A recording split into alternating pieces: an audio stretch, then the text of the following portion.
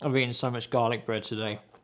Alright, welcome. In case you're new here, my name's Aram and I'm a filmmaker. And I recently got to direct a Made in the Royal Navy advert.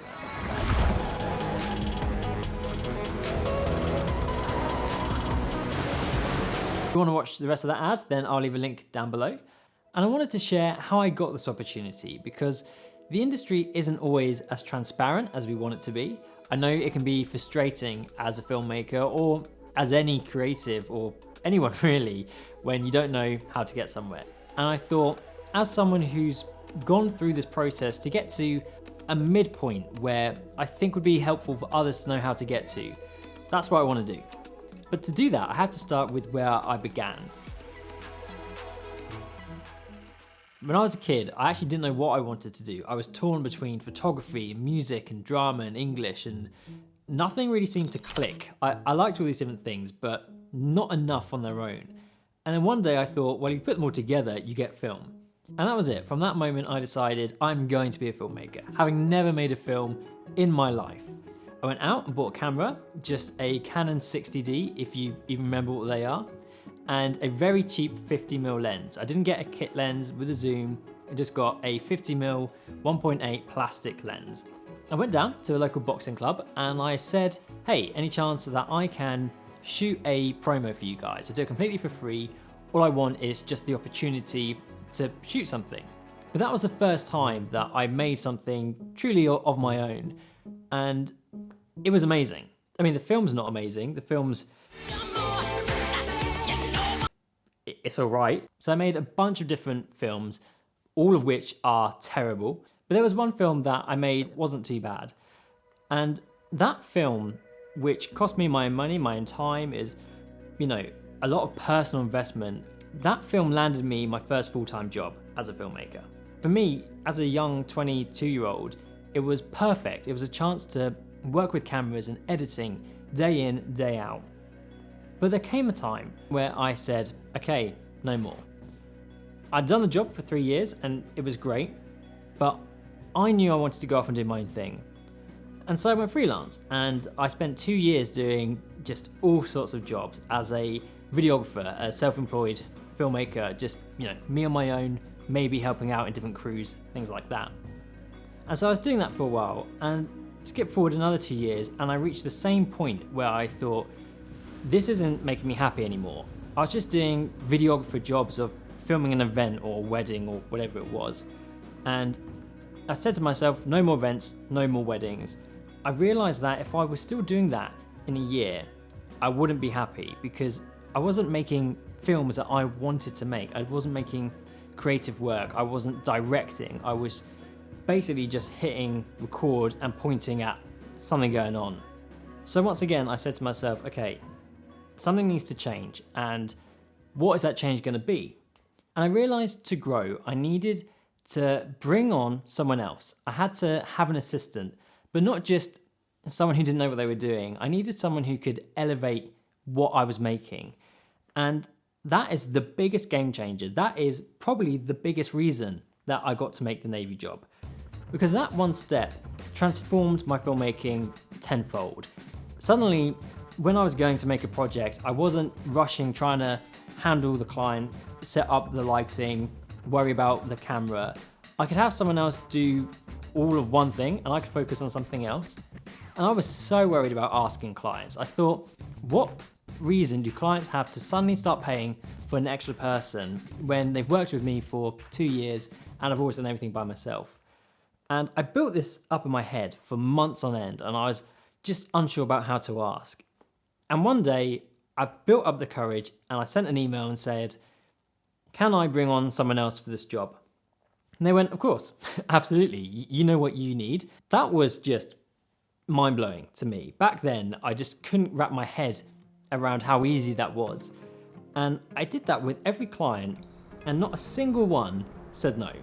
It was a step that I should have taken way before. It was absolutely critical in getting to where I am now. So for the next year, I was directing and shooting, but I also had someone else helping me. So then rather than doing 10 videographer jobs a month, I would do one bigger job a month and it would pay about the same. But I also wanted to get more narrative experience, and in my late 20s, I decided to move back home and spend all of my spare money on equipment and storytelling, on short films, which I don't necessarily recommend you do, but what it allowed me to do is experiment and start just making more content, my own content. And it was one of those pieces that got seen by someone in the Royal Navy. So it wasn't an agent or, pitching in some fancy website. It was literally just forcing myself to keep making my own content, and eventually the right people got involved, the right people were connected, and the right people saw it. And that's what led to an opportunity. That's what led to someone from the Navy saying, hey, would you like to come pitch on this project? So many filmmakers out there, they look for that moment to come to them. They think, well, I'll start making my own content when I get that opportunity. But to get the opportunity, you have to be making your own content. I believe that to my absolute core.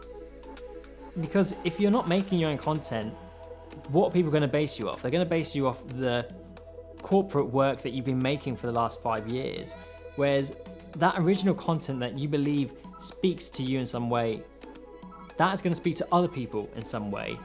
And that's always been what's landed me the next opportunity. But through all of that, what allowed me to deliver on this when I got that opportunity is the network that you build along the way. That's why it's so important to create good relationships around you. And that's keeping relationships going, and it's also embracing new ones. And that's what I got to do on this Navy project, because I didn't do this by myself. The best thing about this was I didn't hold the camera at all. I was just directing.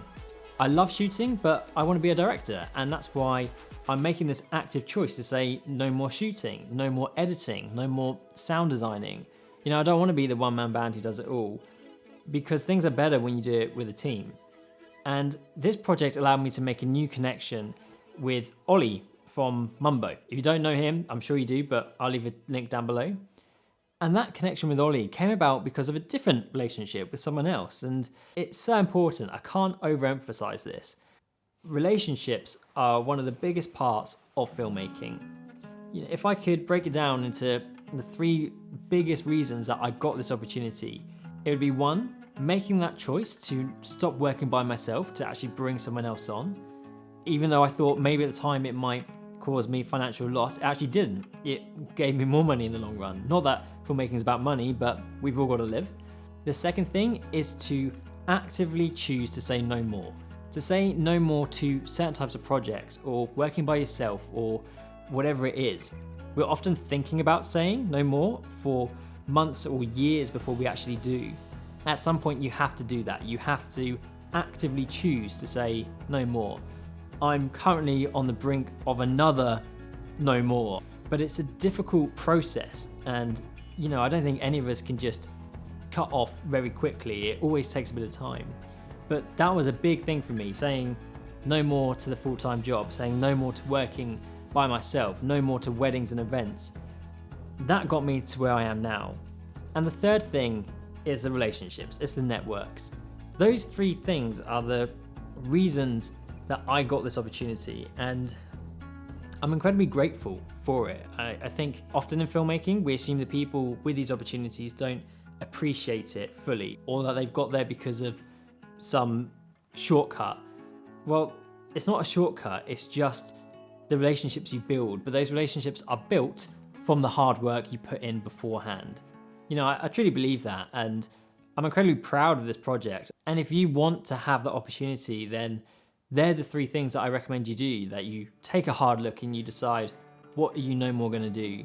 You build those strong relationships and really keep them going, and you stop trying to do everything by yourself, and you not only embrace having other people, but you enable other people. Be the supportive one. Rather than expecting everyone else to help you, think how can you help others. Building a film career isn't an overnight success. It takes hard work, and there's plenty of stumbling blocks along the way.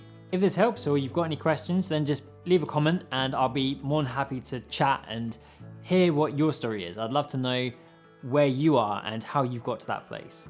I've got some garlic bread I need to go eat, so I'm gonna say bye and I'll see you next time.